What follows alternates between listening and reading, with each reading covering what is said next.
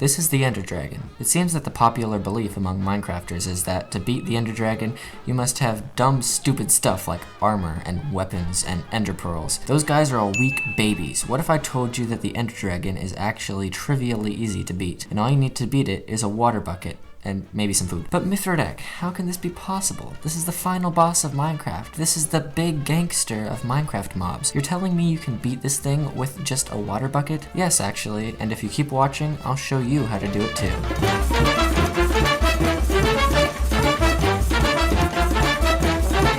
So I'll admit, you might die a lot while trying to get the hang of this strategy, but once you get it under your fingers, it's a piece of cake. Although if you do die, then I'd recommend placing a bed outside the portal unless you want to walk back every time. It's up to you. Also, since there's a lot of endermen in the end, if you're ever getting chased by a mob, just place the water at your feet and the enderman won't touch you. Also, the Ender Dragon has these really powerful attacks that launch you into orbit when it hits you, and those could be really dangerous, but since we have a water bucket, we can negate the fall damage by doing what is known as an MLG clutch. And if you can't do that, then learn, you flame-grilled potato sack. Speaking of dying, let's get into the actual strategy for killing this thing.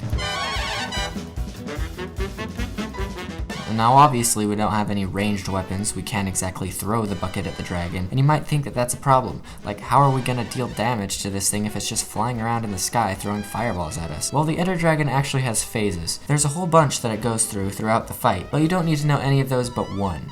The Perching Phase. This is when the dragon flies down to this big bedrock fountain. Wait, what is this thing actually? I never really thought about it. Anyways, the dragon should automatically perch after each 5 fireballs it throws, but I don't know if that's true all the time. Either way, when it perches, it's close to the ground. Henceforth, we can walk right up to it and beat the living crap out of it. Oh wait, it regenerates. Yeah, the Ender Dragon regenerates from these towers across the map. Each has a crystal on it that you must destroy. This is where the water comes into play. You need to place the water on the side of the tower, swim up, pick the water up again, and then place it above you. Rinse and repeat. Sounds a lot more complicated than it is. Just watch this clip.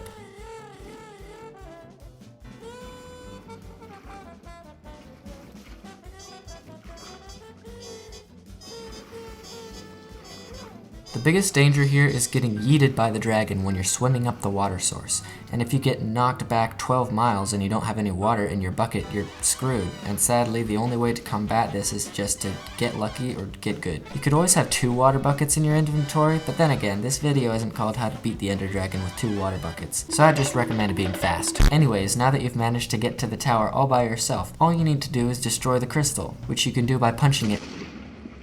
Okay, so obviously these things are dangerous. They're gonna one-hit us since we don't have any armor, but the bucket can help with that too, at least I think. You see, you won't really take any damage if your feet are behind a block when you explode these things for some reason. So all we need to do is place the water on the side of the tower and explode the crystal from there. Although there are 1 or 2 very wide towers, they're too wide for you to just be on the edge and reach the crystal, so what I do is just place the water between me and the crystal. I'll usually take more damage, but I won't die, so that's good. It also just might be a placebo effect and I just might be imagining things. Just don't hit it point blank. And once you're done, all you need to do is place the water on the side of the tower and then safely descend to the ground. If you're a baby, real men can 360 MLG water bucket clutch while blindfolded using a steering wheel. Anyways, now once you're done doing that exact same thing for all the rest of the crystals, congrats, the Ender Dragon can't heal anymore, which means we can just walk right up to it and start hitting fiddlesticks. So this is a bit of a tricky maneuver. The dragon will hit you if you get too close to it in most places, and it also shoots fireballs out of its mouth, so you want to avoid being in front of it. The best place I've found to get under it is to just go under the back.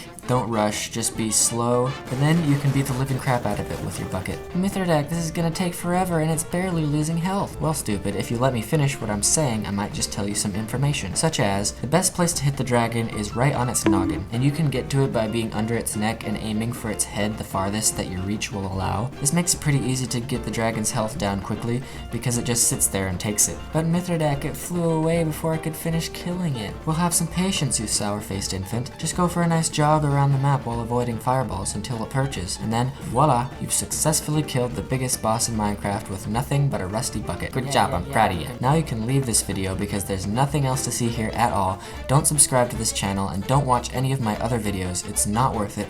Please don't subscribe. Please don't subscribe. Please don't subscribe. Please don't subscribe. Please don't.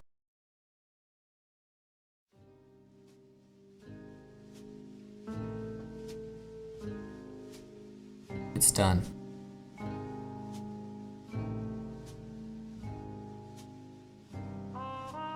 What next?